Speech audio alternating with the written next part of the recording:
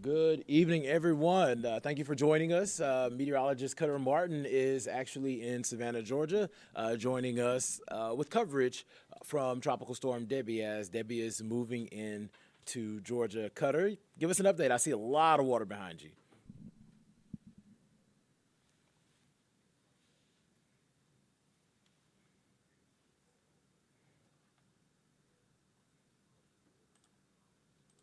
That have been out here.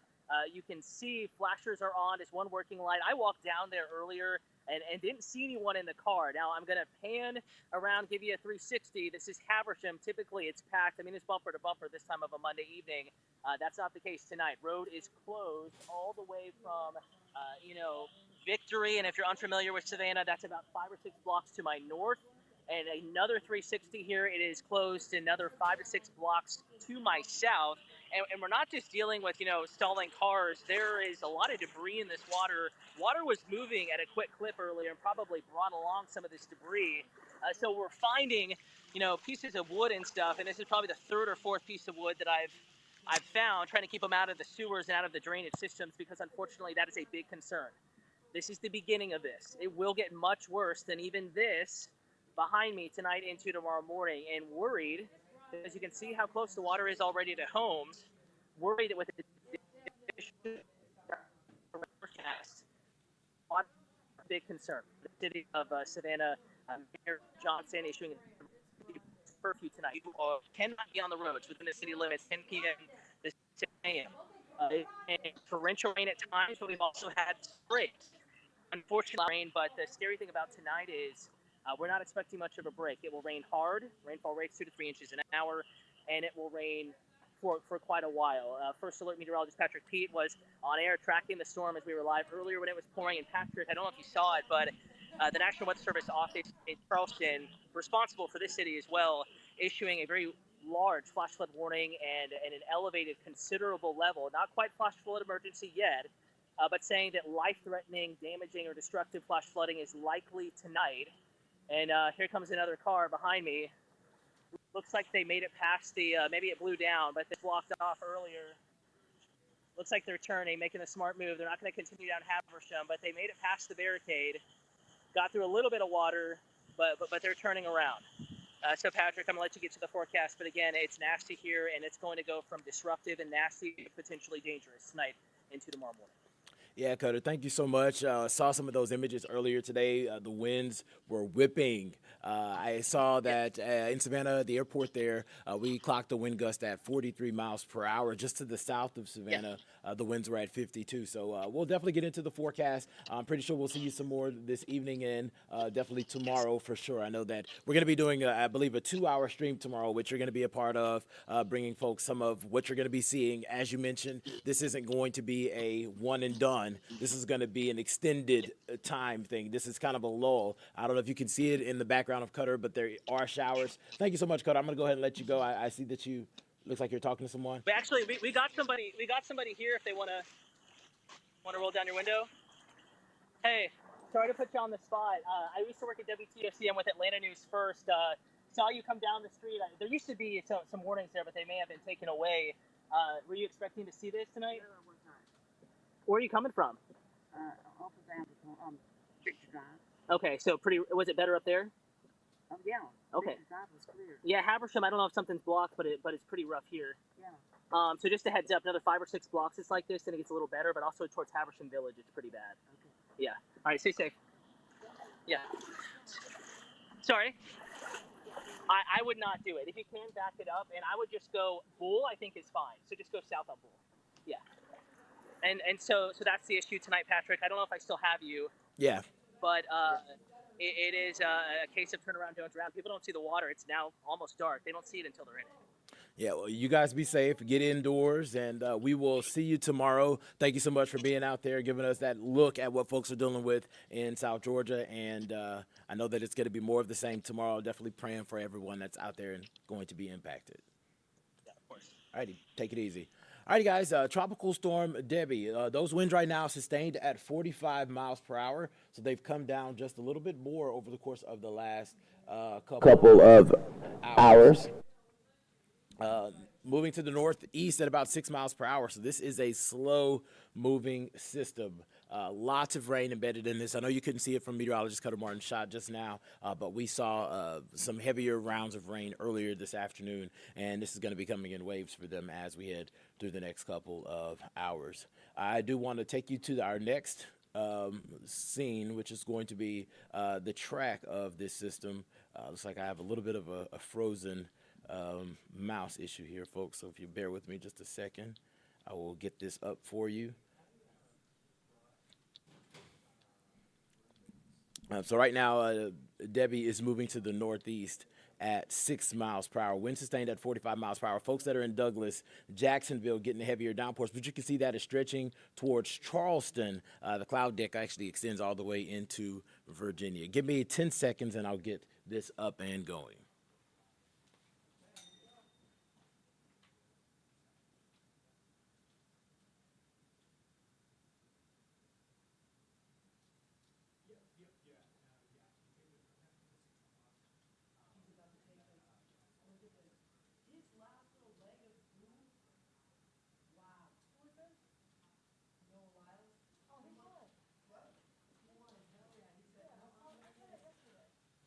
Alrighty, and feel free to drop in the comments.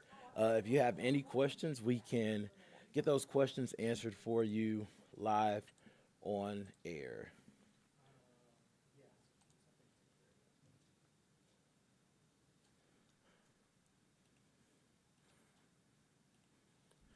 Alrighty. So I do have the look at some of those wind gusts that I mentioned earlier. You can see that those winds in Savannah down now to about 36 miles per hour. So they've come down just a little bit, which is good news. Still elevated in Valdosta, 43 miles per hour winds right now, gusting in St. Simon's Island.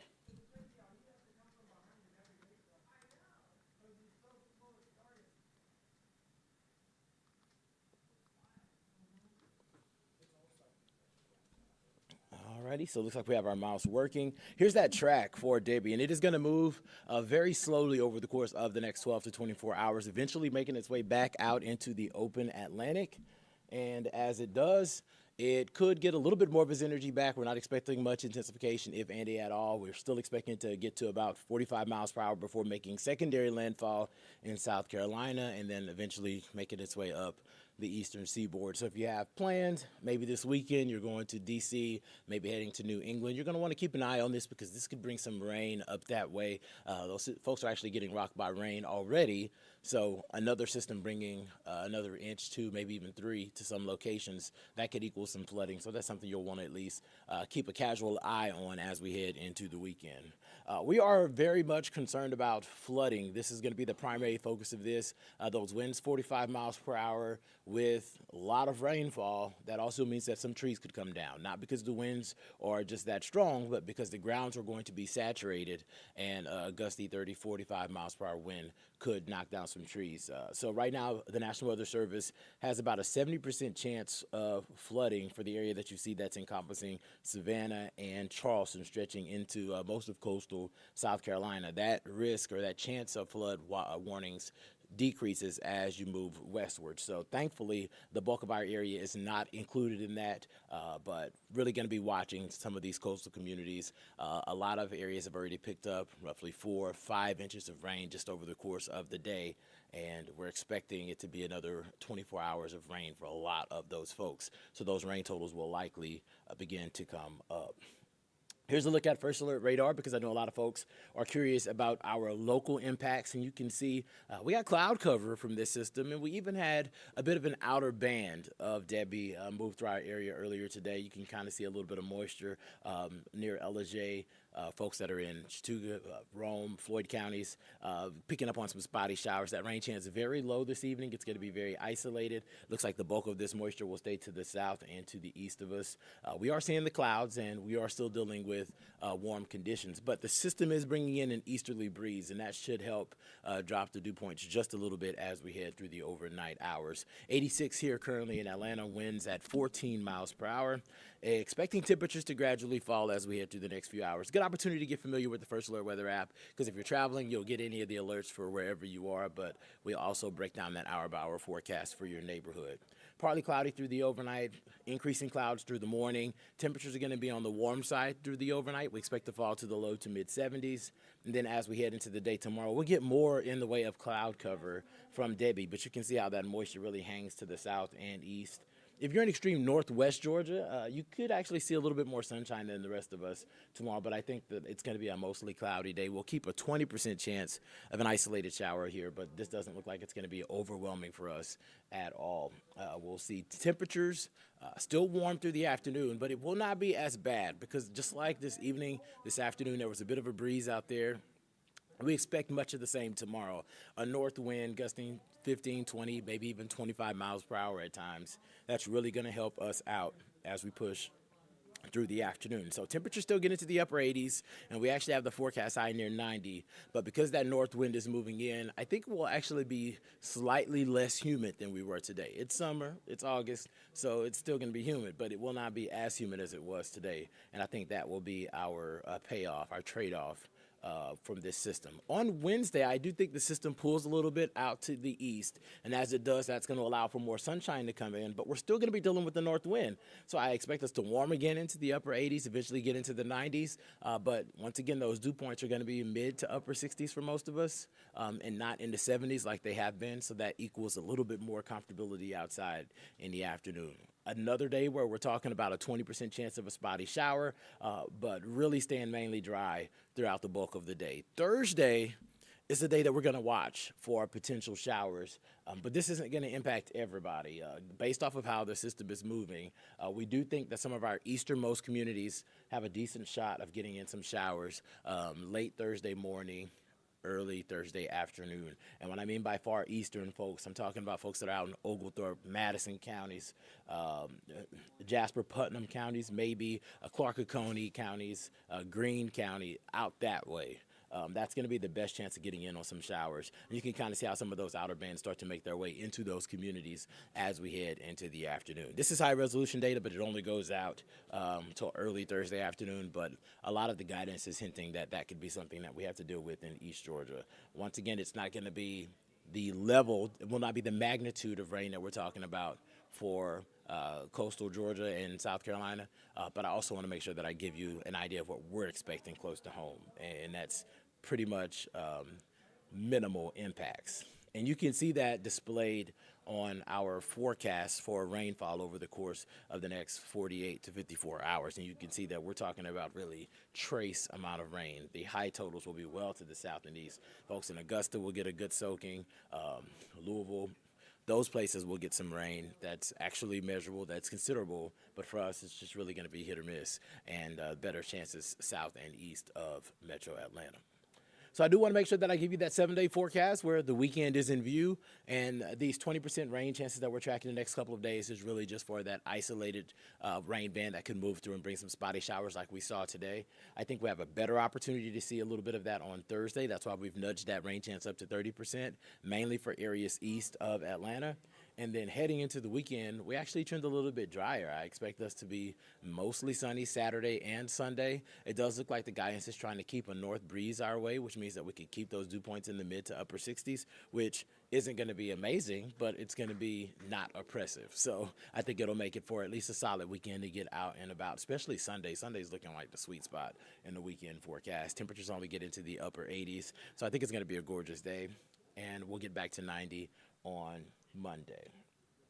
And I know a lot of the focus has been on Debby, which rightfully so, but we're also keeping an eye on the Atlantic Basin. There is another area of low pressure that is forecast to move into a more favorable area as we head through the next week. Right now, the National Hurricane Center are giving it about a 30% chance of development in the Caribbean or the Bay of Campeche. So that's something we'll keep you posted and keep you aware of.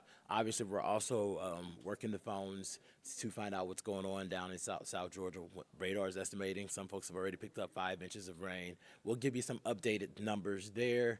And of course, we're keeping an eye on the power outages. I saw that there were several counties that had roughly 4,000 or 5,000 people without power. As more rain comes in, and of course those breezy winds cause issues, that number possibly could go up. So we'll have a look at that, especially if it's considerable this evening.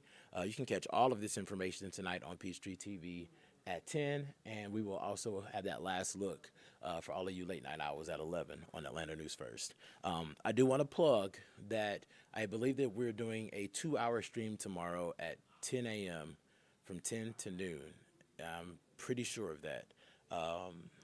We're going to obviously have our team that's in-house covering the storm, going over the data, going over the radar, showing you what we're seeing. But we have teams that are on the ground in 2 locations right now, and we're going to give you some live looks from that and, bring you those stories. So you can catch all of that tomorrow here on this platform, A&F Plus, tomorrow at 10 o'clock. So go ahead and, set your watch, set your alarm so that you can check it out. You guys have a fantastic evening, and I will see you on the airwaves in about an hour and 40 minutes.